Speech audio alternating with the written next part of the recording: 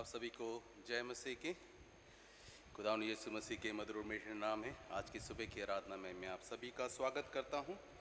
जो first time हमारे साथ इस आराधना में शामिल हुए हैं, हम उनका भी स्वागत करते हैं। आज हम लोग पेंतिकोस्त का दिन मनाते हैं, जिसको पवित्र आत्मा के अवतरण का पर्व भी कहलाता है। तो आज से 2000 वर्ष पूर्व इसी दिन पवित्र आत्मा के द्वारा कलीसिया की स्थापना हुई थी।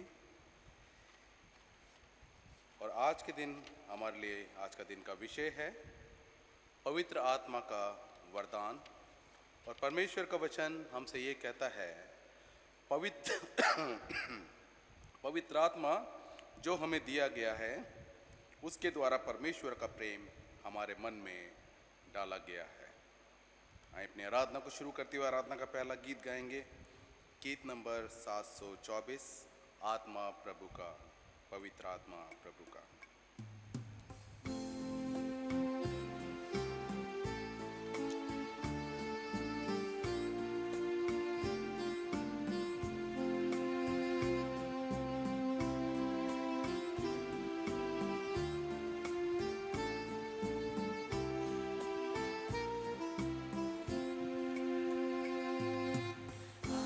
आत्मा प्रभु का प्रेमी आत्मा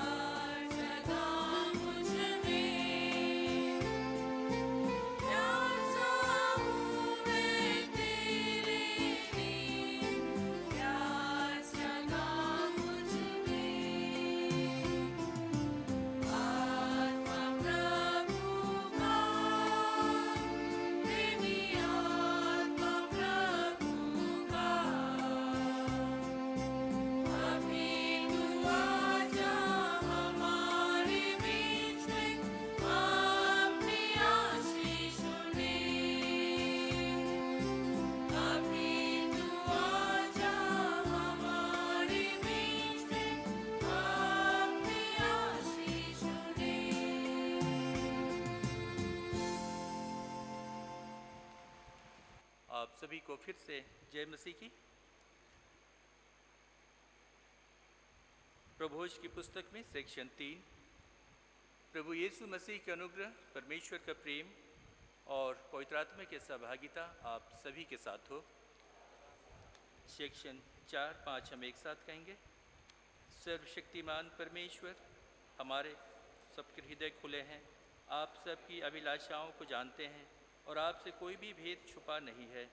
अपने पवित्र आत्मा की प्रेरणा से हमारे हृदय के विचारों को शुद्ध कीजिए ताकि हम आपसे पूर्ण रूप से प्रेम करें और योग्य रीति से आपके पवित्र नाम की स्तुति करें, हमारे प्रभु यीशु मसीह के द्वारा। आमीन। स्वर्ग में परमेश्वर की महिमा और पृथ्वी पर उसके लोगों को शांति। हे प्रभु परमेश्वर, स्वर्गिक राजा, सर्वशक्तिमान पिता परमेश्वर, हम आपकी आराधना करते, आपको धन्यवाद देते और आपकी महिमा के कारण आपकी स्तुति करते हैं। हे प्रभु यीशु मसीह, परमेश्वर पिता के इकलौते पुत्र, हे प्रभु परमेश्वर, हे परमेश्वर के मेमने, आप जगत का पाप उठा ले जाते हैं, हम पर दया कीजिए। आप पिता की दाहिनी ओर विराजमान हैं, हमारी प्रार्थना स्वीकार कीजिए, क्योंकि केवल आप ही पवित्र हैं, आप ही प्रभु हैं, आप ही यीशु मसीह पवित्र आत्मा के साथ परमेश्वर पिता की महिमा में परम उच्च हैं। आमीन। आइए हम प्रार्थना करें। सर्व सामर्थी स्वर्गीय पिता परमेश्वर, आपकी महिमा और प्रशंसा हो, ऊंचे में आपकी जय जयकार हो। धन्यवाद देते हैं पिता परमेश्वर आपकी तमाम आशीषों के लिए और आपकी स्तुति हेतु एकत्रित इस सुंदर मसीही संगति के लिए। होने दे कि हम अपनी प्रार्थनाओं में दृढ़ रहें। अपने पवित्र आत्मा के द्वारा हमारा मार्गदर्शन कीजिए कि हम अपने मसीही जीवन में हर समय और हर एक परिस्थितियों में आपका धन्यवाद करें। आज की इस आराधना को हम आपके पवित्र हाथों में सौंपते हैं पिता परमेश्वर। निवेदन करते हैं कि आपके वचन के द्वारा हम सभी आशीषित हों और हमारे जीवन के द्वारा आप ही की महिमा सभी लोगों में प्रकट हो। यह दीन प्रार्थना हम आपके प्रिय पुत्र यीशु मसीह के मीठे और मधुर नाम में मांगते हैं। दया से सुन और ग्रहण कर ले। आमीन। आज की विशेष प्रार्थना। हे सर्वशक्तिमान परमेश्वर, आपने आज के ही दिन अपना पवित्र आत्मा का उपहार अपने विश्वासी लोगों को प्रदान किया और उनके हृदय को ज्ञान से संपन्न किया। हमें वर दीजिए कि आपका पवित्र आत्मा अपनी बुद्धि से हमारे सब विचारों तथा कार्यों में हमारा मार्गदर्शन करे और अपनी महान सामर्थ्य से सत्य मार्ग पर हमें संभालता रहे। हमारे प्रभु यीशु मसीह के पुण्यों के द्वारा, जो आपके और पवित्र आत्मा के साथ एक परमेश्वर हैं और अब तथा सदा सर्वदा जीवित और राज करते हैं। आमीन। मंडली कृपया पाठ के लिए बैठ जाए।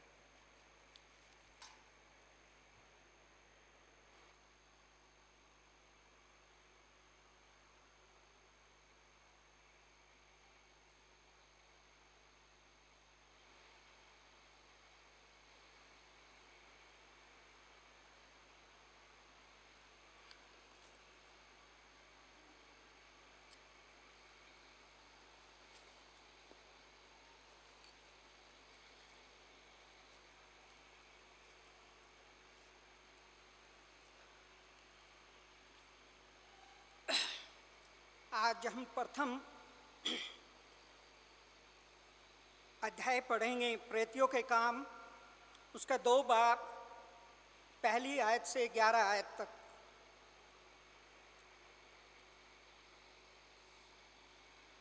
जब पेंतीकुस्त का दिन आया तो सब एक जगह इकट्ठे थे। एकाएक आकाश से बड़ी आंधी की सी सनसनाहट का शब्द हुआ और उसे सारा घर जहाँ बैठे थे गूंज गया और उन्हें आग की सी जीभें फटती हुई दिखाई दी और उनमें से हर एक पर आ ठहरी। वे सब पवित्र आत्मा से भर गए और जिस प्रकार आत्मा ने उन्हें बोलने की सामर्थ्य दी, वे अन्य अन्य भाषा में बोलने लगे। आकाश के नीचे की हर एक जाति में से भक्त यहूदी यरूशलेम में रह रहे थे। जब यह शब्द हुआ तो भीड़ लग गई और लोग घबरा गए, क्योंकि हर एक को यही सुनाई देता था कि ये मेरी ही भाषा बोल रहे हैं। वे सब चकित होकर, अचंभित होकर कहने लगे, देखो जो बोल रहे हैं, क्या सब गलीली नहीं? तो फिर क्यों हमसे हर एक अपनी अपनी जन्मभूमि की भाषा सुनाता है? हम जो पारसी और मेथी, इलामी और मेसोपोटामिया और यहूदिया और कप्तिया और पुंतुस, आसिया और फुंगिया और मिस्र और लीबिया देश जो कुरैन के आस पास हैं, इन सब देशों के रहने वाले रोमी प्रवासी अर्थात यहूदी और यहूदी मत धारण करने वाले क्रेती और अरबी भी हैं, परंतु अपनी अपनी भाषा में उनसे परमेश्वर के बड़े बड़े कामों की चर्चा सुनते हैं। ये परमेश्वर का कलाम है, पढ़े और सुने जाने पर हमें आशीष दे। Thank you.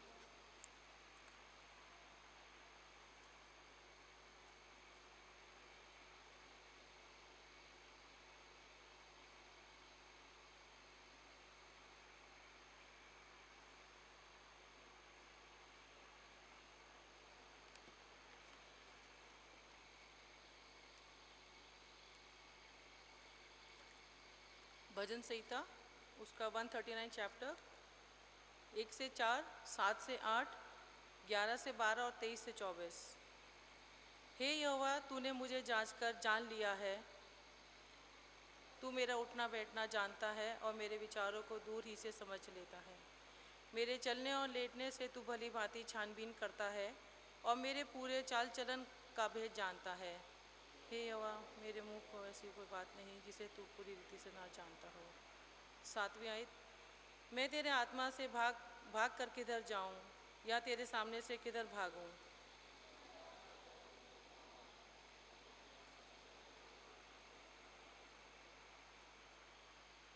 ग्यारह से 12, यदि मैं कहूँ कि अंधकार में तो मैं छिप जाऊंगा और मेरे चारों ओर का उजियाला रात का अंधेरा हो जाएगा, तो भी अंधकार तुझसे ना छिपाएगा। रात तो दिन के तुल्य प्रकाश देगी, क्योंकि तेरे लिए अंधेरा और उजियाला दोनों एक समान है।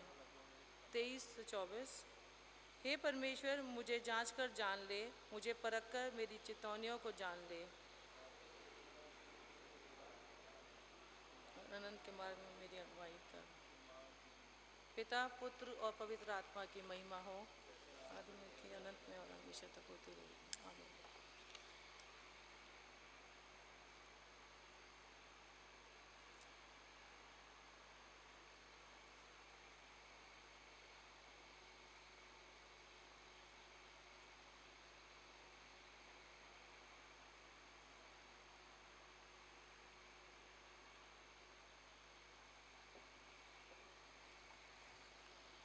आज का दूसरा पाठ लिया गया है 1 कुरिन्थियों 12 उसका 1 और 4 से 13।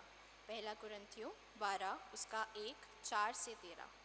हे भाइयों, मैं नहीं चाहता कि तुम आत्मिक वरदानों के विषय में अनजान रहो।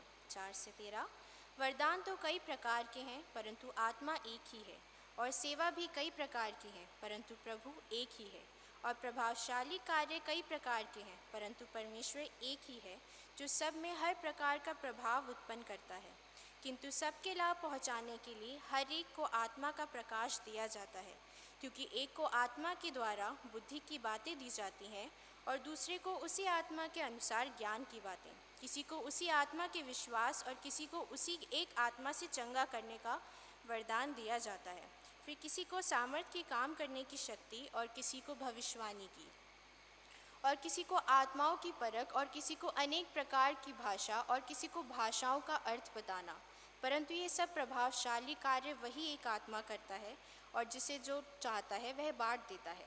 क्योंकि जिस प्रकार देह तो एक है और उसके अंग बहुत से हैं, और उस एक देह के सब अंग बहुत होने पर भी सब मिलकर एक ही देह है, उसी प्रकार मसीह भी है।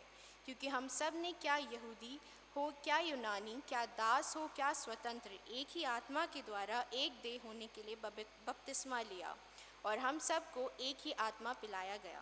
प्रभु परमेश्वर की महिमा हो। आमीन।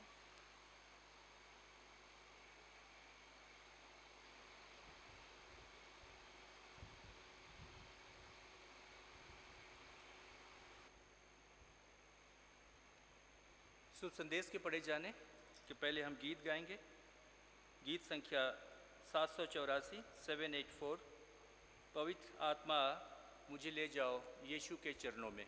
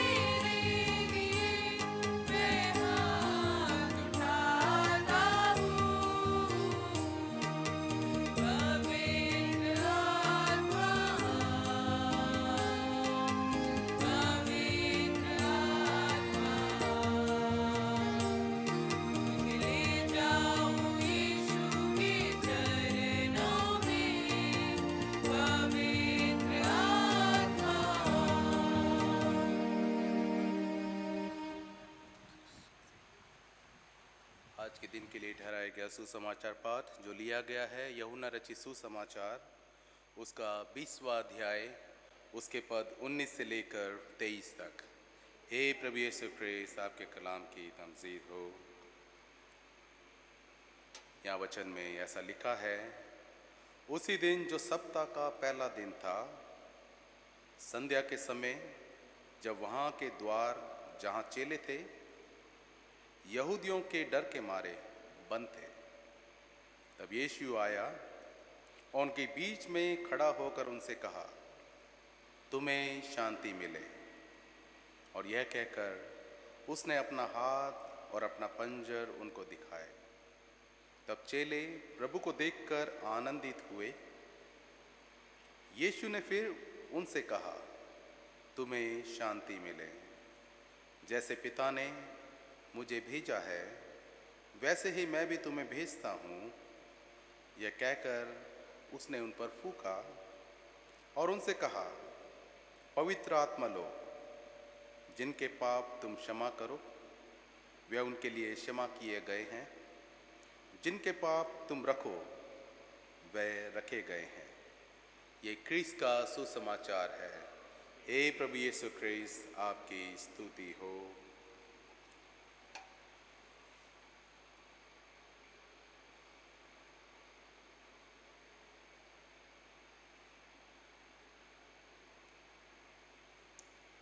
परमेश्वर पिता और पुत्र पवित्र आत्मा के नाम में आमीन।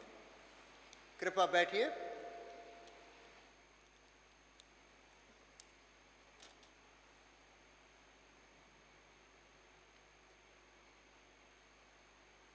आज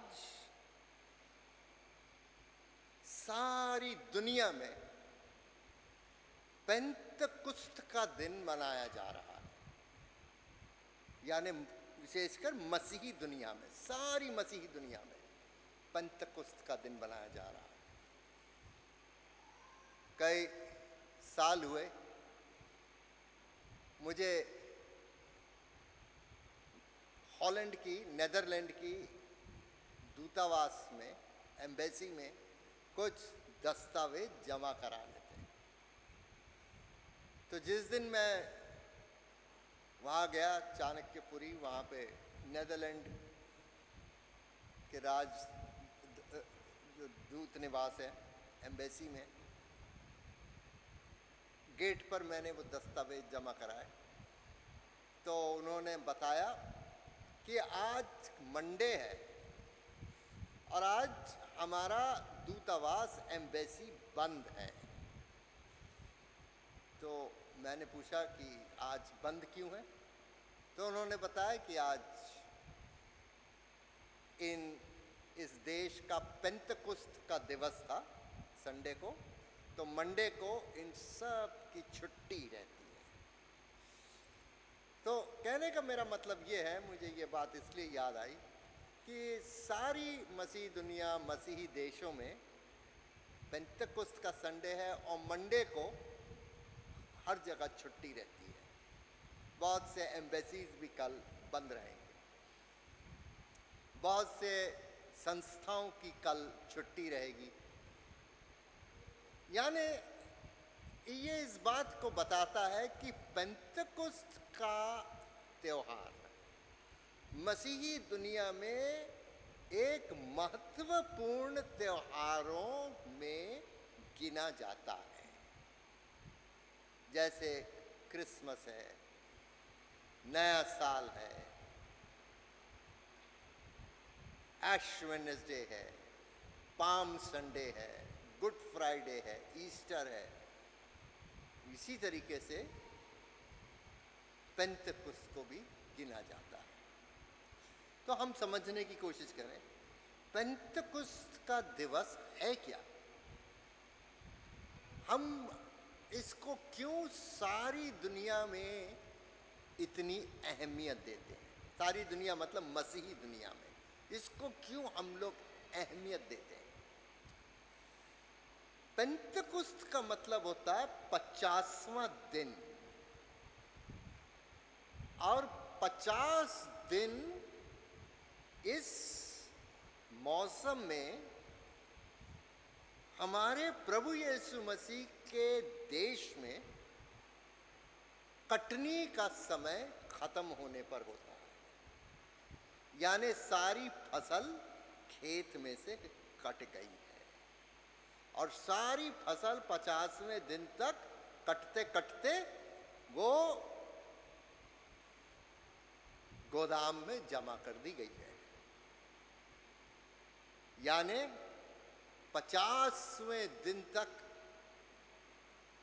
प्रभु यीशु मसीह के जी उठने के बाद विश्वासियों की फसल काटी गई है और वो परमेश्वर के राज्य में दाखिल हो चुके हैं। तो 50वां दिन फसल के काटने का दिन, मतलब यहाँ खत्म हो जाता है। फसल के काटने का मौसम 50वें दिन में खत्म हो जाता है। और यहूदियों के पुराने नियम में, बाइबल के पुराने नियम में दस्तूर के अनुसार परमेश्वर को वो 50वें दिन जो प्रार्थना करने उसका धन्यवाद करने जाते थे, शुक्र करने जाते थे कि हमने जो मेहनत करी खेत में उस सब का हमने जमा कर लिया है। जो भी पैदा हुआ खेतों में, तो खेती हमने सारी पैदावार जमा कर ली। और खुदा का शुक्र करते हैं कि बारिशें अच्छी रहीं, ज़लज़ला नहीं आया, तूफान नहीं आया, चूहों ने नहीं खा लिया, बंदरों ने उसका नुकसान नहीं करा। और खुदा का शुक्र करके उसी तरीके से कलीसिया भी प्रभु यीशु मसीह के जी उठने के बाद, आसमान में जाने के बाद उसका प्रचार होता रहा और उसमें लोगों का शामिल किया, जो उसका शामिल किया जैसे गले में शामिल करते हैं वो जारी रहा। लेकिन ये पेंतकुस्त का जो दिन है, मौसम के अनुसार तो पैदावार की कटनी हो गई और गोदाम में उसे भर दिया गया, लेकिन आध्यात्मिक रूप से पेंतकुस्त चलता ही रहता है, वो खत्म नहीं होएगा। पेंतकुस्त का दिन जो शुरू हुआ है वो जब ही खत्म होगा जब हमारे प्रभु दोबारा वापस आएंगे। यानी रूहों की फसल, विश्वासियों की फसल जमा होती ही रह गई। फसल पक गई है लेकिन जमा होती रहेगी ये परमेश्वर के राज्य में जब तक हमारे प्रभु वापस ना आए। तो अब हर संडे गिना जाएगा पेंतकुस्त के बाद का पहला रविवार, तो दूसरा रविवार, पेंतकुस्त के बाद का चौथा रविवार, होते होते 25-26 इतवार हो जाएंगे। पेंतकुस्त का दिन 50वां दिन। 50वां दिन हमें इस बात, एक 50वां दिन एक प्रभु यीशु मसीह के मुक्ति की जो घटना हुई उसकी एक चरम सीमा है, एक हाईएस्ट पॉइंट है, सबसे ऊंचा एक इम्पॉर्टेंट केंद्र है, बिंदु जैसा है। और इसका क्या मतलब है? यानी हमने खुदावंद का शुक्र किया कि उसने अपने बेटे को दुनिया में भेजा और वो मुजस्सम हुआ, इनकारनेशन, हमने बड़ा दिन मनाया। खुदावंद यीशु मसीह का नाम यीशु रखा गया, 1 जनवरी को हमने उसके लिए खुदा का शुक्र किया, वो बनाया। खुदावंद यीशु मसीह को मजूसी देखने आए और उसके लिए सोना, मोर और लोबान लाए, हमने 6 जनवरी के लिए इसमें खुदा का शुक्र करा। खुदावंद यीशु मसीह को यर्दन नदी में बपतिस्मा दिया गया, उन्होंने लिया, खुद पापियों के साथ खड़ा हो, हमने खुदा का उसका शुक्र करा। हमारे खुदावंद यीशु मसीह को मंदिर में अर्पित किया गया, उसके लिए हम खुदा का शुक्र किया हमने। फिर उसके पाक रोज़ों का दिन शुरू हुआ, 40 दिन के रोज़े हमने रखे, उसमें हमने खुदा के प्रभु यीशु मसीह की तरफ अपना ध्यान किया, अपने पापों से पश्चाताप किया। वो एक मौका था कि हम उपवास के साथ प्रभु के नज़दीक प्रार्थना में 40 दिन व्यतीत करें। फिर हमने पवित्र सप्ताह बनाया, खजूर का इतवार, जब हम खजूर की डालियां लेके निकले और पूरा पवित्र सप्ताह हमने प्रार्थना करते रहे। हम गिरजाघर में भी शाम को प्रार्थना करते रहे। हमने मॉन्डी थर्सडे मनाया, वो थर्सडे जब प्रभु यीशु मसीह ने अपना आखिरी भोजन किया, जिसमें उन्होंने प्रभु भोज की स्थापना करी।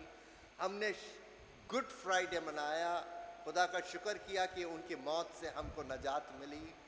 हमने सैटरडे को बपतिस्मों का आयोजन किया, जिसमें नए विश्वासियों को हमने बपतिस्मा दिया।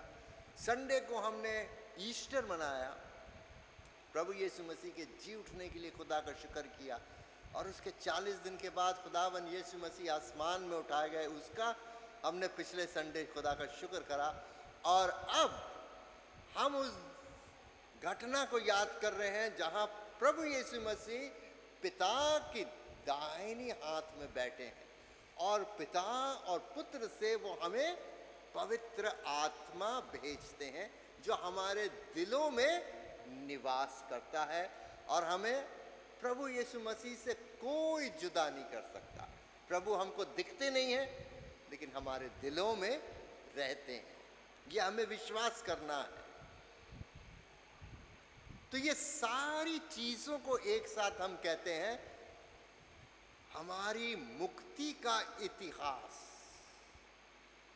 हमारे जैसे दुनिया का इतिहास चलता है, वैसे ही हमारी मुक्ति का भी ये इतिहास है। जो कुछ प्रभु यीशु मसीह के साथ हुआ, वो घटनाएं हैं जिससे हमको नजात मिली, हमको मुक्ति मिली, हमें अपने पापों से क्षमा प्राप्त हुई। लेकिन पेंतकुस्त के दिन एक विशेष चीज हुई जिसके विषय में मैं आपका ध्यान आकर्षित करना मांगता हूं। पेंतकुस्त के दिन यहूदी लोग सारी दुनिया से जेरूसलम में इकट्ठे होते थे। वो उनका तीर्थ स्थान था। 2000 साल पहले की बात है ये। तो वहां पे वो प्रभु को धन्यवाद करते थे फसल का कुछ हिस्सा लाके कि हमारी फसल कट गई है, और परमेश्वर को वो बलिदान अर्पित करते थे, बलि चढ़ाते थे, अन्न भी प्रभु को चढ़ाते थे। तो उसके लिए सारी दुनिया से यहूदी लोग जमा थे। हमारे प्रभु यीशु मसीह भी यहूदी थे, वो भी यहूदी धर्म का पालन करते थे। लेकिन उस समय, उस पेंतकुस्त के दिन, प्रभु यीशु मसीह स्वर्ग में अपने पिता की दाहिनी ओर विराजमान थे। तो उनके जो चेले थे, शिष्य थे, रसूल थे, वो भी जेरूसलम में थे। और जब वो प्रार्थना करने लगे सुबह, देखिए यहूदी लोग 7 दफा प्रार्थना करते थे दिन में, तो 9 बजे वाली जब वो प्रार्थना करनी शुरू करी, तीसरी प्रार्थना 12 बजे होती है, लेकिन 9 बजे वाली प्रार्थना जब उन्होंने करने से ली, तो उस समय वो ये एक्सपेक्ट नहीं कर रहे थे। ये उनका कोई ये नहीं था कि कुछ होगा, लेकिन अचानक ही उनको एक अजीब सा अनुभव हुआ और तजुर्बा किया था कि एकदम ऐसी आवाज आई जैसे जलजला आ गया हो और बहुत तेज आंधी आ रही हो। आ नहीं रही थी, कुछ आवाजें आने लगी, और अचानक उन्होंने देखा उनके ऊपर एक आग आ गई है, और उसके बाद वो आग के शोले में टूट गई, और 130 विश्वासी लोग जो वहां थे, उनके सरों के ऊपर आग का शोला चमकने लगा, और वो जोर जोर से प्रार्थना करने लगे और जोर जोर से कुछ बोलने लगे, और उनकी आवाजें सड़क के ऊपर जाने लगी। पुराने वक्तों में ऐसे नहीं होता था, मकान की बड़ा कंपाउंड हो, बड़ा बगीचा हो सामने, जैसे अंग्रेजी लोग अपना घर बनाते थे, ऐसे ही सड़क पे ही घर होते थे सबके, जैसे जे कॉलोनी में होता, ऐसे ही सारे शहर होते थे। तो नीचे जो तमाम लोगों की भीड़ जा रही थी, उन्होंने कहा अरे ये लोग कौन हैं जो इतनी भाषाओं में बोल रहे हैं कि हम जिस देश से आए हैं उस वतन की जुबान हम सुन रहे हैं। क्या ये बहुत पढ़े लिखे लोग हैं? अरे ये तो गलील के देहाती लोग हैं, इनको इतने जुबानें कहां से आ गई? देखिए, भाषा सीखना शिक्षा का एक हिस्सा होता है। एक तो भाषा ये होती है कि हम अपनी जुबान चलते फिरते जो बचपन से सीखी वो सीखते हैं, फिर हम स्कूल जाते हैं तो वहाँ पे अंग्रेजी एक और सिखा दी जाती है, फिर हम जब 6ठी क्लास में पहुँचते हैं तो संस्कृत पढ़े जाने लगती है, फिर जब हम और ऊपर पहुंचने लगते हैं तो हम नई नई और भाषाएं सीखते हैं। कुछ लोगों को उर्दू सीखना पड़ता है, कुछ लोगों को फ्रेंच सीखना पड़ता है, कुछ को स्पेनिश सीखनी पड़ती है, कुछ को जर्मन सीखना पड़ता है।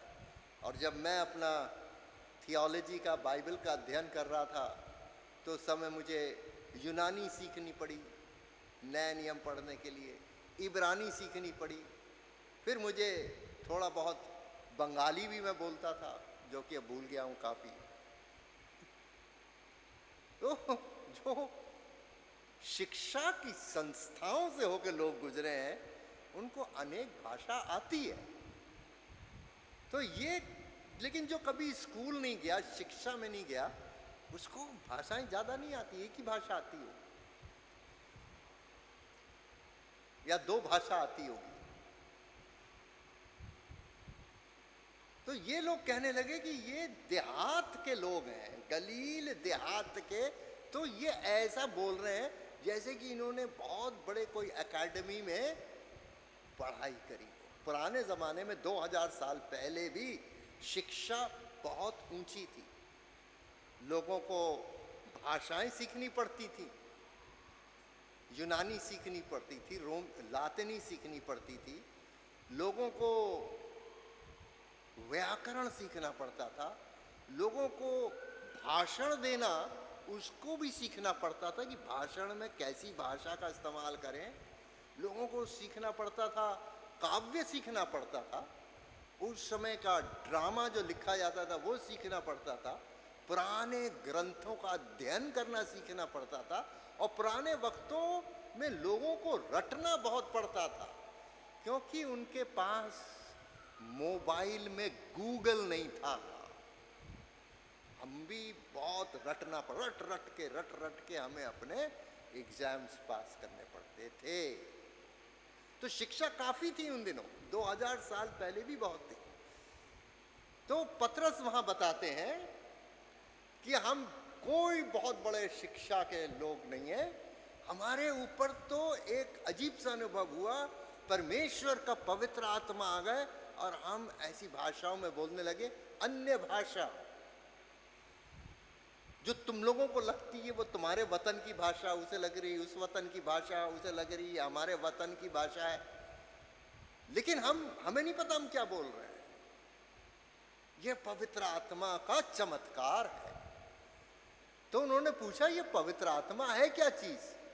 तब पतरस उन्हें पूरी प्रभु यीशु मसीह की कहानी बताते हैं, और बताते हैं उस घटना के बारे में कि कैसे प्रभु को क्रूस पर कुर्बान किया गया। उन्होंने अपना जीवन हमारे पापों के कारण कुर्बान किया, और उनके नाम से हमको पापों से माफी हासिल है, और पवित्र आत्मा की शक्ति भी हमें दी जाएगी, जिससे हम लोगों में को चंगा करेंगे, जिससे हम लोगों में शिफा लाएंगे, जिससे हम लोगों के लिए प्रार्थना करेंगे, अपनी प्रार्थनाओं से लोगों की समस्याएं हल करेंगे, दुखी लोगों के दर्द को खत्म करेंगे, समाज में प्रगति लाएंगे, नई विचारधारा लाएंगे। ये सब शक्ति प्राप्त होगी पवित्र आत्मा से। किसको प्राप्त होगी? पतरस कहते हैं जो विश्वास करेगा और प्रभु यीशु मसीह के नाम का बपतिस्मा लेगा, उसको पवित्र आत्मा मिलेगी, और उससे ये सब काम करवाई जाएगी। और उसके बाद लोग पूछते हैं पतरस से कि हमें बताइए हम पवित्र आत्मा पाने के लिए क्या करें? तो यही कहते हैं वो, पश्चाताप करो, प्रभु यीशु मसीह के नाम का बपतिस्मा लो। उस दिन 3000 लोगों ने बपतिस्मा लिया, जो दुनिया के कोने कोने से आए हुए थे, और वो ही पहली कलीसिया थी। और कलीसिया का जो बुनियाद रखी गई, कलीसिया की जो बर्थडे है, वो पेंतकुस्त के दिन हुआ 2000 साल पहले। अब मैंने ये कहानी इतनी क्यों बताई, इसका कारण है, मैं ये बताना चाहता हूं कि पेंतकुस्त के दिन एक नया समाज का निर्माण हुआ, एक नया समुदाय बनाया गया, अ न्यू कम्युनिटी, नया समुदाय। ये नए समुदाय को कहा गया ये नई इस्राएल है। पुरानी इस्राएल खत्म हो गई, अब ये नई इस्राएल है। पुराने वक्तों में दुनिया के जो लोग थे वो भाषाओं के वजह से अलग अलग थे। जो यहूदी लोग थे वो आरामी बोलते थे, इब्रानी में पुराना नियम लिखा था, वो उनकी एक बन गई समुदाय, और किसी से और दूसरों से नहीं मिलते थे। यूनानी बोलने वाले लोग थे, उनके फिलोसोफर थे, प्लेटो था, एरिस्टोटल था और सोक्रेटिस थे, हाँ, और उनके अपनी किताबें पढ़ते रहते थे, फिलसफा करते थे, उनके देवता थे, देवी थे, वो उनका किसी दूसरे से वास्ता। तो सारी दुनिया में लोग फर्क फर्क भाषाएं बोलते थे। मिस्र के लोग मिस्री बोलते थे, उनके अपने देवी देवता थे, उनके अपना कल्चर था। आपस में लोगों का बेटी और रोटी का कोई रिश्ता नहीं था। लेकिन ये जो नया समाज बना, इसमें हर किस्म के लोग शामिल हुए, हर भाषा के लोग शामिल हुए, हर वतन के जो वहाँ पे थे उसमें बपतिस्मा लेके शामिल हुए। नई इज़राइल यानी जो कलीसिया यहाँ पर बैठी है, 2000 साल से ये चली आ रही है, इसमें किसी किस्म का रंग भेद, भाषा भेद, लिंग भेद, क्षेत्र भेद नहीं होना चाहिए। हर एक व्यक्ति इसका सदस्य बन सकता है। शर्त यह है कि वो पश्चाताप करे अपने पापों से, प्रभु यीशु मसीह को कबूल करे और यीशु के नाम का बपतिस्मा ले, तब उसे पवित्र आत्मा मिलेगी। लेकिन अगर हमारा समुदाय अभी भी उसमें ऐसी हरकतें मिलती हैं तो वो ठीक नहीं है। ये हमारा ड्रॉबैक है। यीशु मसीह ने, पवित्र आत्मा ने ऐसा समुदाय नहीं बनाया जिसमें लोग विभाजित थे। कलीसिया वो समाज है जिसमें सारे लोग इकट्ठे हो गए, चाहे गरीब हो, अमीर हो, बुजुर्ग हो, जवान हो, बच्चा हो, कोई भी, हर किस्म के लोग उसमें जमा थे। पतरस ने कहा, ये वादा कि तुम इस नए समाज के हिस्सा बनोगे, प्रभु यीशु मसीह के नाम का बपतिस्मा लेके और पापों से पश्चाताप करके तुम्हें पवित्र आत्मा का वरदान मिलेगा। ये वरदान का वादा तुम्हारे लिए है जो तुम विश्वास करते हो, तुम्हारे बच्चों के लिए है जो अपने दिमाग से विश्वास नहीं कर सकते, लेकिन बच्चे हैं वो, लेकिन विश्वासियों के बच्चे हैं। और उन लोगों के लिए जो दूर दराज दुनिया में कहीं भी बैठे हुए हैं, कोई जमीन अपवित्र नहीं है, सारी जमीनें पवित्र हैं, सारी नदियां पवित्र हैं। इसलिए हम लोग अपने कलीसिया में विश्वासियों को बपतिस्मा देते हैं तो उनके बच्चों को भी बपतिस्मा देते हैं। हर एक बच्चे को बपतिस्मा नहीं देते, जो विश्वास करेगा उसके बच्चे को बपतिस्मा देते हैं।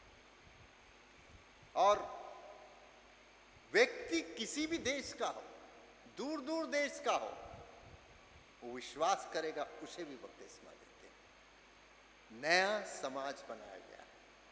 आखिर में ये मैं कहना चाहता हूं कि ये नया समाज क्यों खुदा ने बनाया, हम लोगों को इस नए समाज में क्यों उसने भर्ती किया। वो इसलिए किया कि जो वादा उसने इब्राहिम से करा था बहुत बहुत पहले, यीशु मसीह के भी आने से 2000 साल पहले, 3000 साल पहले, यानी आज से 6000 साल पहले इब्राहिम को परमेश्वर ने मेसोपोटामिया से बुलाया और उससे कहा तुम इससे निकल जाओ और तुम्हें एक बहुत बड़ा नाम दूंगा, तुम्हें एक नई ज़मीन दूंगा और तुमसे एक बहुत बड़ी कौम उत्पन्न करूंगा और तुम्हारे बच्चे इतने होंगे कि आसमान के सितारों की तरह तुम गिन भी नहीं पाओगे और रेगिस्तान की रेत की तरह की उसके कण भी तुम नहीं गिन पाओगे। सारी दुनिया में होंगे और तुम्हारे और तुम्हारी औलादों से इस दुनिया के लोगों को आशीर्वाद मिलेगा। प्रभु यीशु मसीह में हम जो विश्वास करके बपतिस्मा लिए हैं, हम इब्राहिम के बच्चे बन गए हैं क्योंकि यीशु मसीह का पुरखा इब्राहिम थे और हम उनकी औलाद हैं और विश्वासी लोग दुनिया के हर देश और वतन में पाए जाते हैं, चाहे जापान हो, चाहे पाकिस्तान हो, चाहे अफ्रीका हो, चाहे यूरोप हो।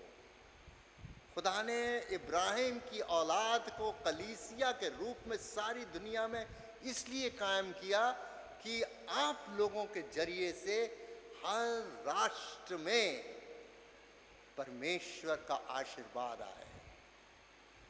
इस देश में परमेश्वर ने हमें इब्राहिम की औलाद प्रभु यीशु मसीह में बपतिस्मा प्राप्त करके बनाया है, इसलिए कि हमारे जरिए खुदा, जिंदा और सच्चा खुदा, इस वतन को आशीर्वाद दे।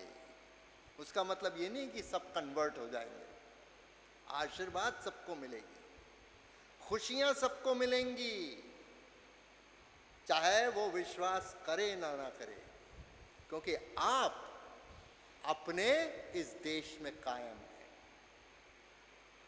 आप अपने आप से पूछिए कि मैं अपने परिवार में शायद अकेला मसीही हूं, क्या मेरे वजह जरिए खुदा मेरे इस परिवार को जो विश्वास में नहीं है उसमें खुशियां दे रहा है कि नहीं दे रहा है?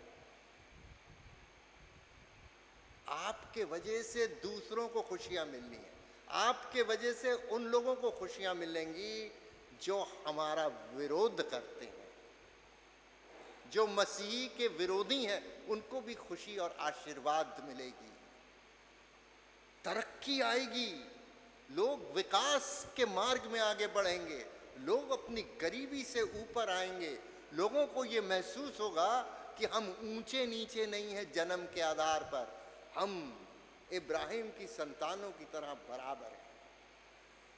जो आदर्श और अच्छी बातें कलीसिया के लिए खुदा ने मुकर्रर की हैं, वो ही आदर्श हम चाहते हैं कि सारी गैर मसीह दुनिया में भी हो, ताकि उनको भी आशीर्वाद मिले।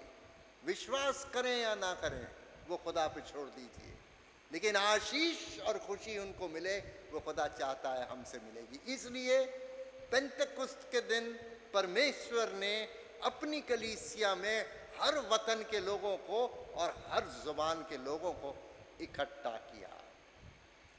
बहुत से लोगों का मानना है कि खुदा जो है वो संस्कृत भाषा समझता है तो प्रार्थना उससे संस्कृत में करी जाए। दूसरे कहते हैं नहीं, खुदा सिर्फ अरबी समझता है तो हम अरबी में करेंगे। चौथे कहते हैं नहीं, हम वो सिर्फ आरामी समझता हमारा। अरे परमेश्वर तो हर भाषा समझता है। पेंतेकुस्त के दिन हर एक भाषा में उन्होंने प्रचार किया। परमेश्वर हर भाषा समझता है क्योंकि परमेश्वर आपके दिल की आवाज को सुनता है। तो जुबान आपकी कुछ भी हो, आपके आंखों के आंसू को वो समझता है, चाहे वो किसी के भी आंसू। तो इसलिए जुबान के ऊपर मत जाइए। इसलिए नया नियम जो लिखा गया यूनानी भाषा में, वो यूनानी भाषा वो भाषा थी जो बाजार में बोली जाती थी। वो भाषा नहीं थी जिसमें अरस्तु और प्लेटो ने और सुकरात ने अपनी किताबें लिखी। सुकरात ने तो कोई किताब ही नहीं लिखी, क्या, या प्लेटो ने जो लिखा या एरिस्टोटल ने जो लिखा, वो वाली यूनानी भाषा नहीं थी, क्लासिकल नहीं थी। परमेश्वर को बाजारी भाषा जो वो भी समझ में आती है। साधारण भाषा। हर किस्म के लोग यहाँ पे हैं। और अगर कलीसिया में भाषा भेद की जाती है, क्षेत्र भेद किया जाता है, लिंग भेद किया जाता है, सिर्फ स्त्री पुरुष नहीं, तीसरा लिंग भी शामिल होना चाहिए। अगर उसमें बुजुर्ग और जवानों में फर्क किया जाता है, अगर उनमें ये फर्क किया जाता है कि ये इंसान जो है, बहुत से इंसान अदरली एबल्ड होते हैं, दिव्यांग होते हैं, चाहे मानसिक रूप से दिव्यांग हो, चाहे शारीरिक रूप से, अगर उनसे भेद किया जाता है तो वो कलीसिया सही नहीं है। पश्चाताप की आवश्यकता है, क्योंकि परमेश्वर ने अपनी कलीसिया में हर जुबान, हर वतन, हर किस्म के लोगों को जोड़ा है। जो बपतिस्मा लेगा, जो विश्वास करेगा, पहली चीज, और बपतिस्मा लेगा, वो बचाया जाएगा, यानी परमेश्वर के गले में दाखिल होगा। प्रभु आप लोग सबको बहुत आशीष दे। हम प्रार्थना करें। प्रभु जी, हम पेंतकुस्त के दिन के लिए आपका धन्यवाद करते हैं कि आपने हर राष्ट्र के खेत से अपने लोगों को इकट्ठा किया है ताकि वे तेरे राज्य में जमा किए जाएं। प्रभु जी, हम आपसे विनती करते हैं, हम जो आपकी कलीसिया के भेड़े हैं, आपकी दया से अपने देश के लिए, अपने परिवार के लिए, अपने पड़ोसियों के लिए खुशियां ला सकें, उनको आशीर्वाद दे सकें। ये प्रार्थना हम प्रभु यीशु मसीह के नाम से मांगते, सुनिए, स्वीकार कीजिए। आमीन।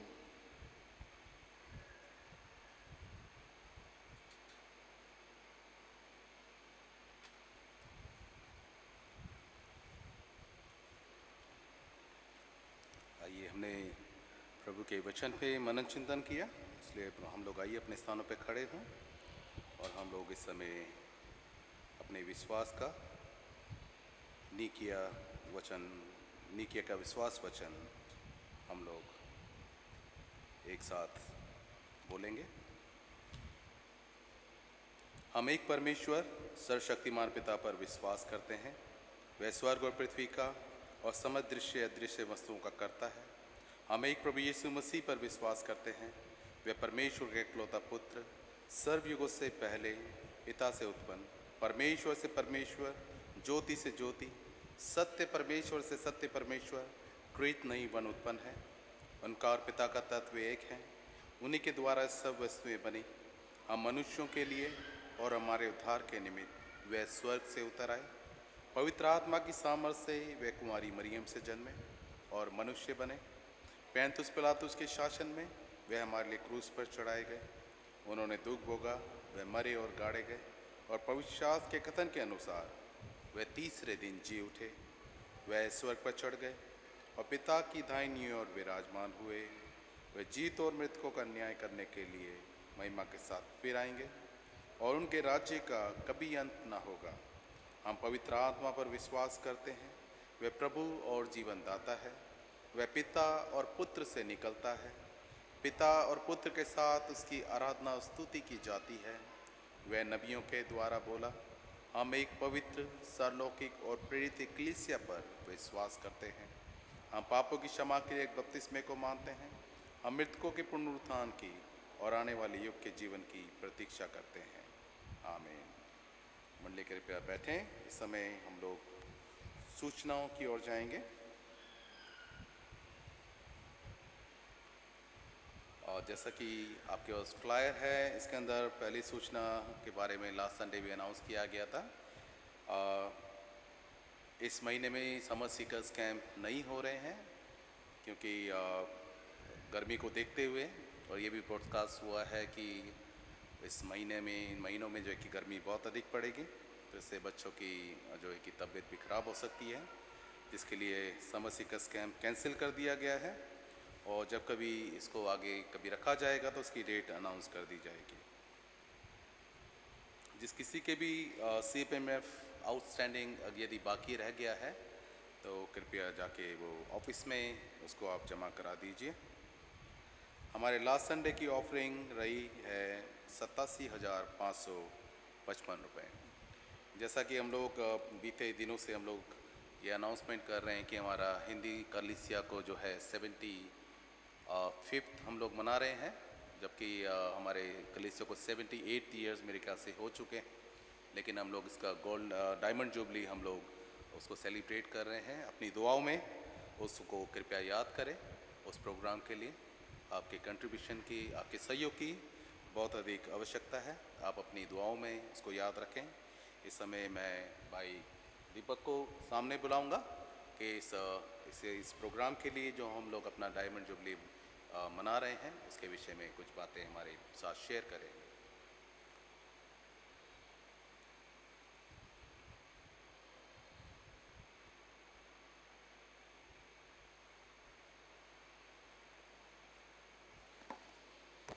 सबको जय मसीह की। सबसे पहले मैं कहना चाहूँगा कि आने वाले दिनों में हम इस चर्च का 75वां सालगिरह मनाने जा रहे हैं। उसके लिए आपके मनों का तैयार होना बहुत ज़रूरी है। आप खुल के दान दीजिए, अपनी मुट्ठी को बंद मत कीजिए, खोल के रखिए।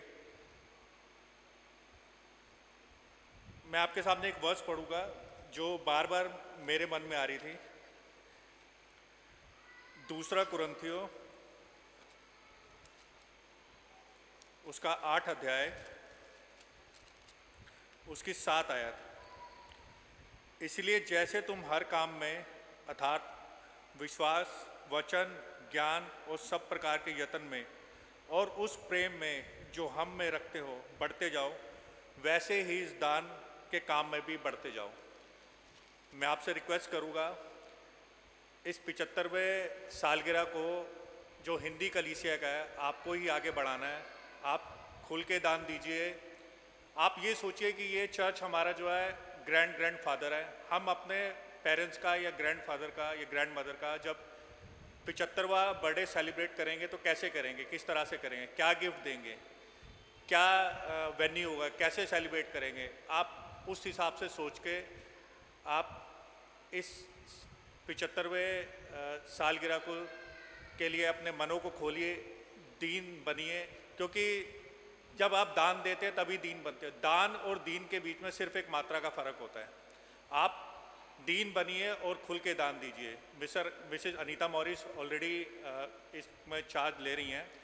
आप प्लेज कीजिए। अभी हमारे पास 3 महीने हैं, जून, जुलाई, अगस्त, 3 महीने के लिए। मैं छोटा सा एग्जांपल देता हूँ। सपोज दैट हमारे पास 50 फैमिलीज़ हैं। 50 फैमिलीज़ अगर हर महीने 10,000 का प्लेज करती हैं तो आप डे के हिसाब से काउंट कर लीजिए। मतलब एक फैमिली आप उस हिसाब से कंट्रीब्यूट कीजिए। आप हर महीने दीजिए, इंस्टॉलमेंट में दीजिए। 2 फैमिली मिलके एक कमिटमेंट दे दीजिए। उससे क्या है कि ये इस काम को कि हम बढ़ चढ़ के एक अच्छे तरीके से कर सके। और ज़्यादा ना कहते हो, बस ये कहूँगा कि आप लोगों के सहयोग और आप लोगों की सपोर्ट की बहुत सख्त ज़रूरत है। Thank you.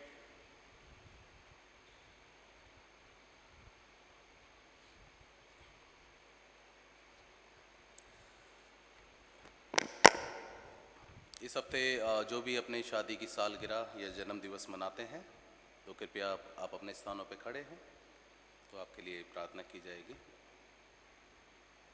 जो भी कोई इस हफ्ते अपना जन्मदिन या शादी की सालगिरह मनाते हैं तो आप अपने स्थानों पर खड़े हों। फादर मोहनदीप से रिक्वेस्ट करूंगा कि वो आपके लिए प्रार्थना करेंगे। हम प्रार्थना करें। प्रभु जी, हम आपके इन बेटों के लिए प्रार्थना करते हैं और उन सब के लिए जो इस हफ्ते अपना सालगिरह या जन्मदिन मना रहे हैं। प्रभु जी, आप उनको अपनी आशीर्वाद से और प्रेम से परिपूर्ण करें। उनको तंदुरुस्ती दीजिए, अच्छी जीवन दीजिए। हर चीज़ जो वह करें उनको उसमें सफलता प्रदान हो। प्रभु जी, हम आपसे प्रार्थना करते हैं, उनको सुरक्षित रखिए। हर किस्म के शैतान के हमलों से उन्हें बचा के रखिए। उनके परिवारों को अपने आशीष से परिपूर्ण करें। ये प्रार्थना हम प्रभु यीशु मसीह के नाम से मांगते हैं, सुनिए, स्वीकार कीजिए। आमीन।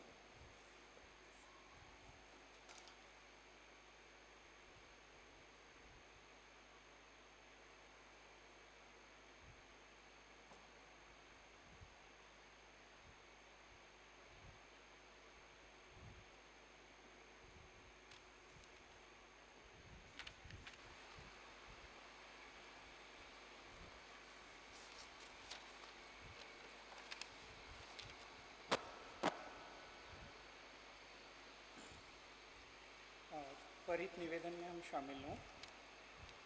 आए हम अपने समर्थन में प्रभु यीशु से निरंतर संपूर्ण मानव परिवार के लिए प्रार्थना में शामिल हों। हे दयावान प्रभु, हमारी प्रार्थना सुनिए। हे प्रभु, हम युद्ध पीड़ितों के साथ निरंतर खड़े हैं। विशेष रूप से यूक्रेन और गाज़ा में सहायता और दिशा में बदलते तरीक़ों पर हम विशेष रूप से ध्यान देने के साथ साथ अफ्रीका और पूरे विश्व में कम ज्ञात संघर्ष क्षेत्रों के लिए भी प्रार्थना करते हैं। हम भारतीय संयुक्त राष्ट्रीय शांति रक्षकों के साथ खड़े हैं, जहां कहीं भी वे तैनात हैं। आए हम प्रभु से प्रार्थना करें। हे प्रभु, हमारे नेताओं में शांति के लिए सत्य प्रेम प्रज्वलित करें और सभी राष्ट्रों को सभी लोगों के हित के लिए बुद्धिमत्ता से परामर्श लेने के लिए मार्गदर्शन करें, ताकि दुनिया असहमति के प्रति संवेदनशील रूप से प्रतिक्रिया करना सीखे, न कि केवल इसे दबाए। हे दयावान प्रभु, हमारी प्रार्थना सुनिए। हे प्रभु, हम आपसे विशेष रूप से भारत देश के लिए प्रार्थना करते हैं। हम अनुरोध करते हैं कि धर्म का राजनीतिकरण ना किया जाए और गहन प्रचार अभियान के मुखौटे के पीछे व्यापक सार्वजनिक भलाई को भुलाया ना जाए। आए हम प्रभु से प्रार्थना करें।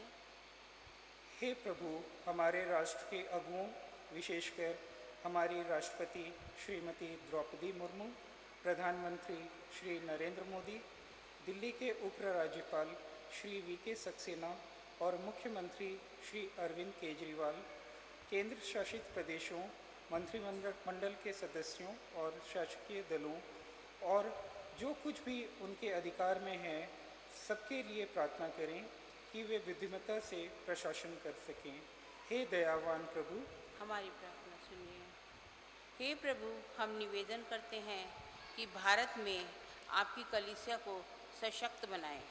हम विशेषकर मणिपुर की कलीसिया के लिए प्रार्थना करते हैं। भले ही कभी कभी वास्तविक कठिनाइयों पर उग्रवाद का साया पड़ जाता है। आए हम प्रभु से प्रार्थना करें। हे प्रभु, आपके सेवक विजय, हमारे मॉडरेटर रुबेन, दक्षिण भारत की कलीसिया के मॉडरेटर थियोडोसिस, मार्थोमा कलीसिया के मेट्रोपॉलिटन और पॉल, हमारे बिशप और अपने सभी धर्मसेवकों, हमारी कलीसिया के पासबान reverend doctor Monodeep Daniel, reverend रतनराज और रेवरेंड जयकुमार, इन सब के लिए प्रार्थना करें कि वे आपकी कलीसिया की सेवा आपके वचन और उत्तम उदाहरण के साथ कर सकें। हे दयावान प्रभु, हमारी प्रार्थना सुनिए। हे प्रभु, इस ग्रह को सजोने में हमारी मदद कीजिए, जबकि सन 2024 में ध्रुवीय बर्फ़ की चादर नष्ट होने की कगार पर है और समुद्र के स्तर में भी वृद्धि होने की संभावना है। हम प्रभु से प्रार्थना करें। हे प्रभु, इस ग्रह को संजोने में हमारी मदद कीजिए, जबकि 2024 में ध्रुवीय बर्फ की चादर नष्ट होने की कगार पर है और समुद्र के स्तर में भी वृद्धि होने की संभावना है। हम प्रभु से प्रार्थना करें। हे प्रभु, उन्हें आशा दीजिए जो पीड़ा में हैं, निर्धन, भूखे, दलित और शोषित, बेरोजगार, जो दुख में हैं अथवा मरणासन हैं, जो उनकी सेवा करते हैं, उन्हें सामर्थ्य दीजिए। उन्हें सुरक्षित रखिए जो ज़रूरतमंदों की देखभाल करते हैं। अपनी कलीसिया में उन युवाओं के लिए प्रार्थना करते हैं जिनके हाथ में बोर्ड के एग्ज़ाम के परिणाम हैं, ताकि वो अपने जीवन भविष्य के लिए अच्छे निर्णय ले सकें।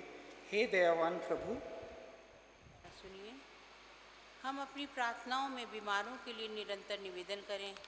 हे प्रभु, उन सब लोगों के लिए जो शरीर, मन या आत्मा में पीड़ित हैं, सबल कीजिए और उन्हें संभालिए। हम विशेषकर अपनी कलीसिया के बीमारों के लिए प्रार्थना करें। Mark Tully, Shirin Cook, Shirley Gupta, Honey Williams, Ponnu Thangaraj, Manmohan Singh Chaudhary, Thomas Davis, Paul, Ila R Sundi, R S. Sevak, Kusum Lata Sevak, Leela Ravenback, Anoop Benson, Josephine Samson और अशोक मैसी, और उन सभी के लिए प्रार्थना करें जो बीमारों और ज़रूरतमंदों की सेवा करते हैं, कि आप उन्हें अपना सामर्थ्य प्रदान करें। अपनी कलीसिया के लोगों को उनकी ज़रूरत के समय आप अपनी निरंतर उपस्थिति का स्मरण दिलाएं। आए हम प्रभु से प्रार्थना करें। हम आपके सम्मुख अपनी कलीसिया के उन सभी लोगों को स्नेह और दुख के साथ स्मरण करते हैं जो अब हमारे मध्य नहीं रहे। हम प्रार्थना करते हैं कि उनके साथ और सभी संतों के साथ हम आपके राज्य के अनंत राज आनंद में सहभागी हो सकें। आए हम एक साथ प्रार्थना में सम्मिलित हों।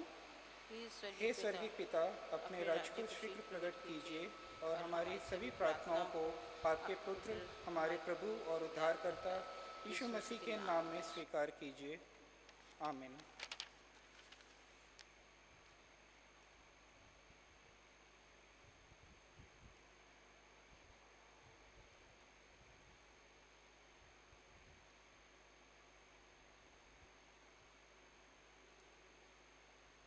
Section 19, section 17, पापांगीकार। प्रिय भाइयों और बहनों, हमारे प्रभु यीशु मसीह यह कहते हैं, हमारा प्रभु परमेश्वर ही एकमात्र प्रभु है। तो प्रभु अपने परमेश्वर को अपने संपूर्ण हृदय, संपूर्ण प्राण, संपूर्ण बुद्धि और संपूर्ण शक्ति से प्रेम कर, यह पहली आज्ञा है। दूसरी यह है, अपने पड़ोसी को अपने समान प्रेम कर। इनसे बड़ी और कोई आज्ञा नहीं है। परमेश्वर ने संसार से ऐसा प्रेम किया कि उसने अपना इकलौता पुत्र यीशु मसीह दे दिया कि वह हमें पापों से बचाए, स्वर्ग में हमारे लिए निवेदन करे और हमें शाश्वत जीवन में पहुंचाए। इसलिए हम पश्चाताप और विश्वास के साथ अपने पापों को स्वीकार करें। हम परमेश्वर की कृपा से उसकी आज्ञाओं का पालन करने का और सभी लोगों के साथ मेल मिलाप और प्रेम से रहने का पक्का संकल्प करें।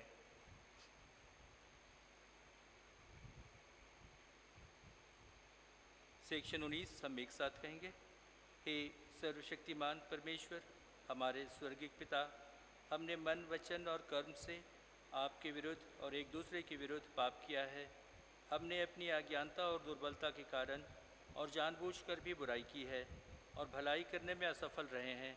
इन सब पापों के लिए हम सचमुच दुखी हैं और अंतःकरण से पश्चाताप करते हैं। आपके पुत्र यीशु मसीह ने हमारे लिए अपने प्राण दिए। उन्हीं के कारण हमने जो पाप किए हैं उनको क्षमा कीजिए और यह वर दीजिए कि भविष्य में हम नया जीवन पाकर सदा आपकी सेवा करें, ताकि आपके पवित्र नाम की सुनना हो। आमीन।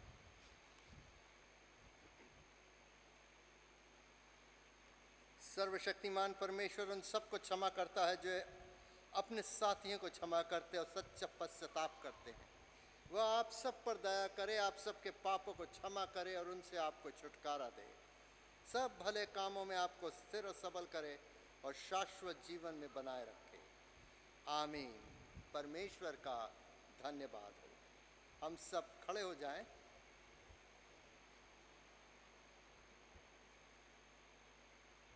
हम सब मिलकर ख्रीस्त की देह हैं। हम सब ने एक आत्मा द्वारा एक देह में बपतिस्मा लिया है। हम ऐसे कार्यों में संलग्न रहें जिनसे शांति मिलती और एक दूसरे का निर्माण होता है। प्रभु की शांति सदा आपके साथ रहे। हम शांति से एक दूसरे का अभिनंदन करें।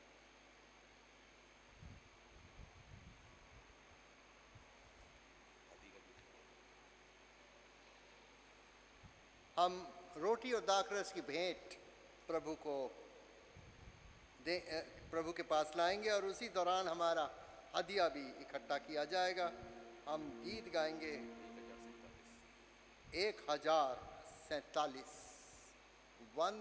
1047।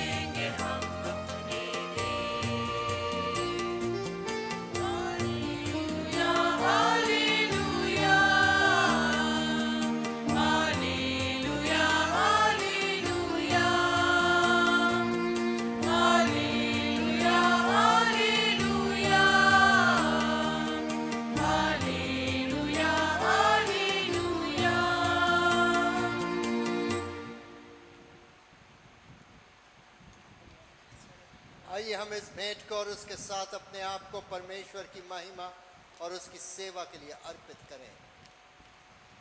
सर्वशक्तिमान परमेश्वर, संसार के सृष्टिकर्ता, सब वस्तुएं आपसे ही प्राप्त होती हैं और आपकी ही संपत्ति में से हम आपको भेंट चढ़ाते हैं। हम आपसे विनती करते हैं कि आप इस दान को और रोटी एवं दाखरस की इस भेंट को अपने नाम की महिमा और अपने लोगों की भलाई के लिए स्वीकार कीजिए। हमारे प्रभु यीशु मसीह के द्वारा, आमीन। प्रभु यहाँ उपस्थित है, उनका आत्मा हमारे साथ है। अपना हृदय प्रभु में लगाओ। हम उसको प्रभु में लगाते हैं। हम अपने प्रभु परमेश्वर को धन्यवाद दें। उनका धन्यवाद और स्तुति करना उचित है।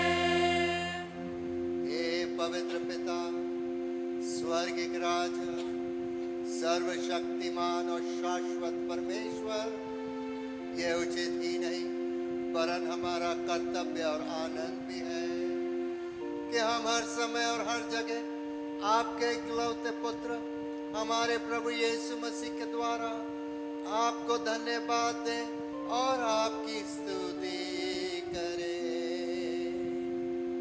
वही आपका सत्य और जीवित वचन है। उसी के द्वारा आपने आदि से सब वस्तुओं की सृष्टि की और हमें अपने स्वरूप में बनाया। उसी के द्वारा आप इस संसार में आने वाले प्रत्येक व्यक्ति को ज्ञान से प्रकाशित करते हैं। आपने युग युग में नबियों और विद्वानों को नियुक्त किया कि वह हमें आपका मार्ग दिखावे। उसी के द्वारा आपने हमें पाप के बंधन से मुक्त किया है। आपने उसे दे दिया कि वो हमारे लिए मनुष्य बने, क्रूस पर अपने प्राण दे और मृतकों में से फिर जी उठे।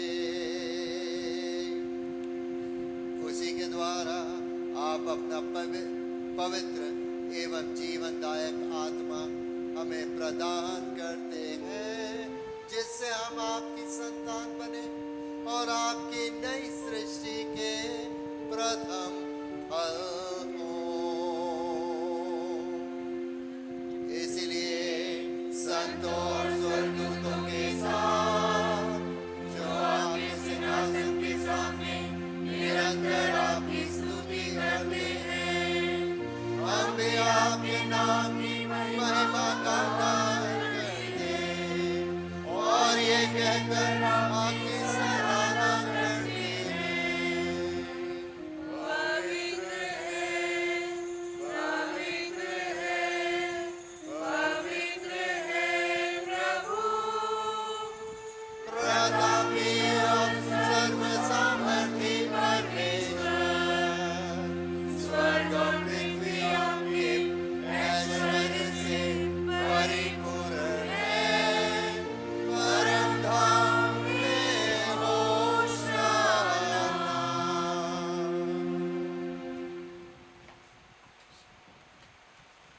हे स्वर्गिक पिता, अपने पुत्र हमारे उद्धारकर्ता प्रभु यीशु मसीह के द्वारा हमारी इस स्तुति गान को स्वीकार कीजिए। हमें जो अब उनके नमूने पर चलते और उनकी आज्ञा का पालन करते हैं, ये वर दीजिए कि आपके आत्मा की शक्ति से रोटी एवं दाखरस की ये भेंट हमारे लिए उनकी देह और रक्त हो, जो हमारे लिए मरे और जी उठे। जिस रात्र प्रभु यीशु पकड़वाए गए, उन्होंने रोटी ली और आपको धन्यवाद देकर तोड़ी और अपने शिष्यों को दी और कहा, लो खाओ, ये मेरी देह है जो तुम्हारे लिए दी जा रही है, मेरी स्मृति में ऐसा ही किया करो।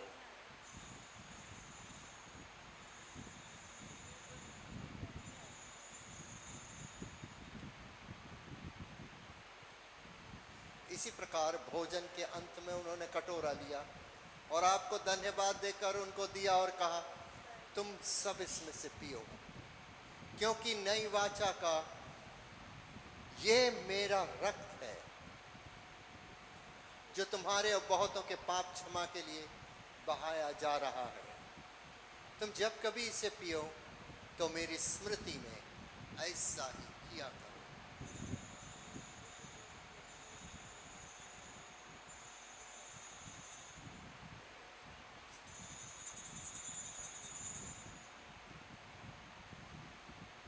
इसलिए हे स्वर्गिक पिता, आपके पुत्र की स्मृति में हम इस रोटी और दाखरस को इस अनुष्ठान के लिए अलग करते हैं।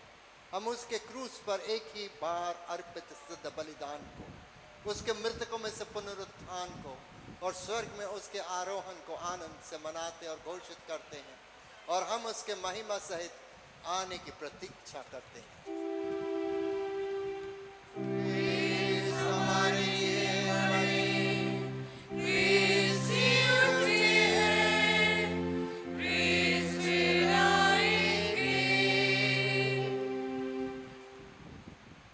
इसीलिए हे दयालु पिता, उसी हमारे महापुरोहित के द्वारा धन्यवाद एवं स्तुति की हमारी इस बलि को स्वीकार कीजिए, और जब आपकी ईश्वरीय महिमा की उपस्थिति में हम इन पवित्र उपहारों को खाते और पीते हैं, तब आप हमें अपने आत्मा के द्वारा नवजीवन दीजिए, अपने प्रेम से प्रोत्साहित कीजिए और अपने पुत्र हमारे प्रभु यीशु मसीह की देह से हमें संयुक्त कीजिए।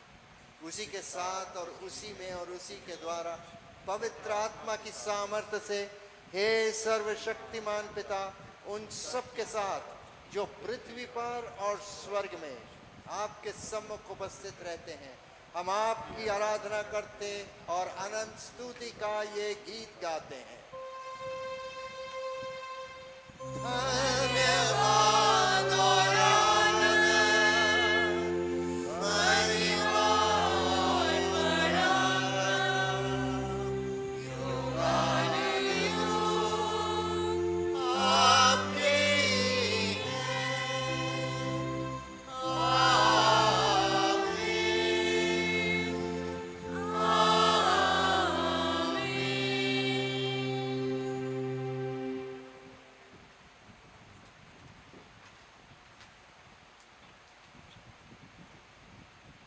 हम मसीह की देह में सहभागी होने के लिए इस रोटी को तोड़ते हैं।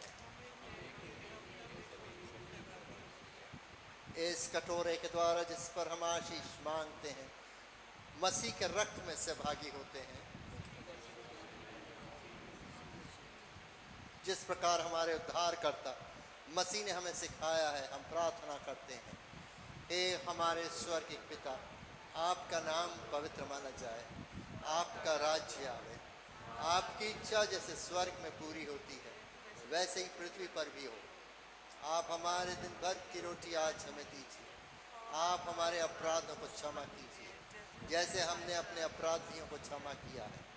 आप हमें परीक्षा में मत डालिए परंतु बुराई से बचा लीजिए, क्योंकि राज्य, पराक्रम और महिमा अब और सदा सर्वदा आपके ही है। आमीन। हम इस सैक्रेमेंट को लेने के लिए अपने आप को तैयार करें और आप मेरे लिए भी प्रार्थना करें कि प्रभु मेरे पापों का, मेरे कमियों का लेखा न ले, पर हम सबको अपनी दया से अनुग्रह के समीप हमें लाए, ताकि हम उसके सामने योग्य ठहर सकें। इसलिए मेरे बहनों और भाइयों, आप मिलकर मेरे साथ प्रार्थना करें। हम अपनी हे दयामय प्रभु, हम अपनी धार्मिकता पर नहीं परंतु आपकी बड़ी और बहुत दया पर भरोसा करके इस मेज के पास आने का साहस करते हैं। हम तो इस योग्य भी नहीं कि जो चूर चार आपकी मेज पर से गिरते हैं उन्हें चुने, पर आप वही प्रभु हैं जिनका स्वभाव सदा दया करना है। इसलिए हे कृपालु प्रभु, हमको ये वर दीजिए कि आपके प्रिय पुत्र यीशु मसीह की देह और रक्त को हम ऐसा ग्रहण करें कि हमारी देह और आत्मा जो पाप के से अशुद्ध हो गई है, उनके अमूल्य देह और रक्त से शुद्ध हो जाए और हम उनमें और वो हम में सदा सर्वदा निवास करें। आमीन। धन्य है वो जो प्रभु के नाम में आता है, परम धाम में हो सेना। हे यीशु परमेश्वर के मेल में हम पर दया कीजिए। हे यीशु हमारे पापों का बोझ उठाने वाले, हम पर दया कीजिए। हे यीशु संसार के मुक्तिदाता, हमें अपनी शांति प्रदान कीजिए।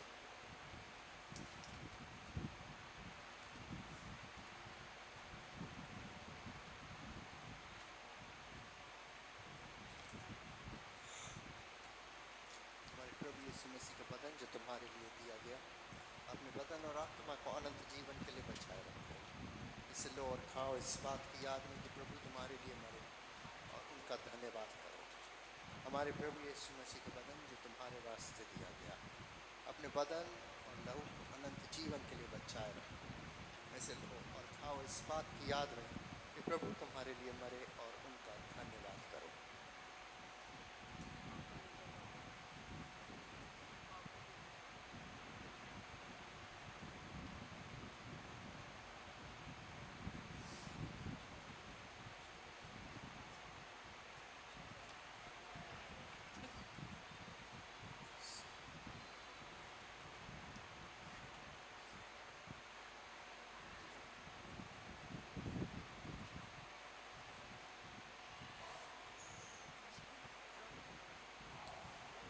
विश्वास के साथ पास आओ हमारे प्रभु यीशु क्रिस्त के बदन को जो उसने तुम्हारे लिए दिया, और उसके रक्त को जो उसने तुम्हारे लिए बहाया। ग्रहण करो, स्मरण करो कि मसीह तुम्हारे लिए मरे, और धन्यवाद करते हुए अपने हृदय में मसीह को विश्वास से खाओ।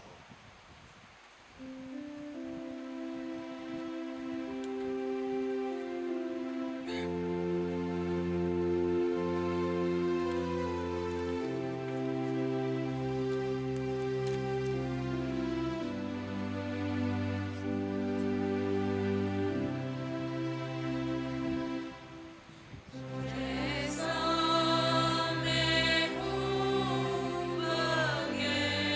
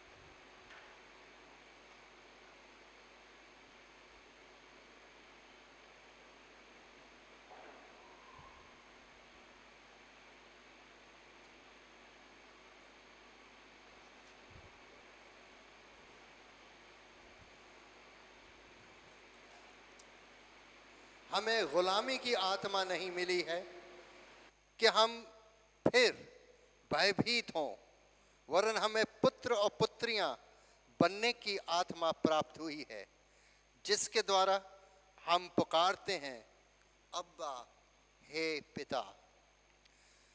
हमने इस पवित्र सैक्रामेंट को विश्वास के साथ ग्रहण किया, इसलिए हम परमेश्वर को धन्यवाद दें।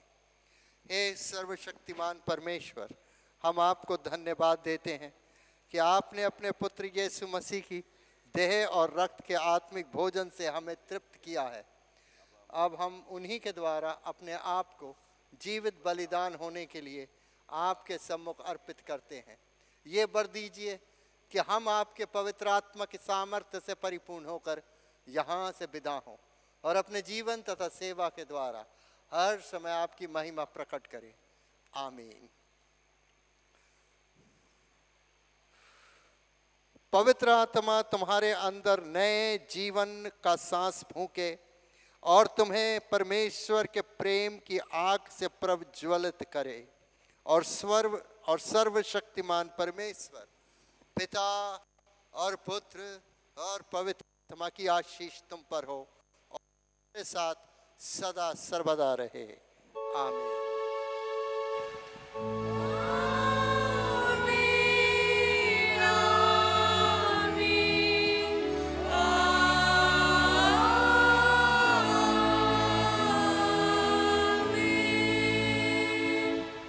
शांति से पूर्ण होकर जाओ, प्रभु से प्रेम रखो और उसकी सेवा में लगे रहो।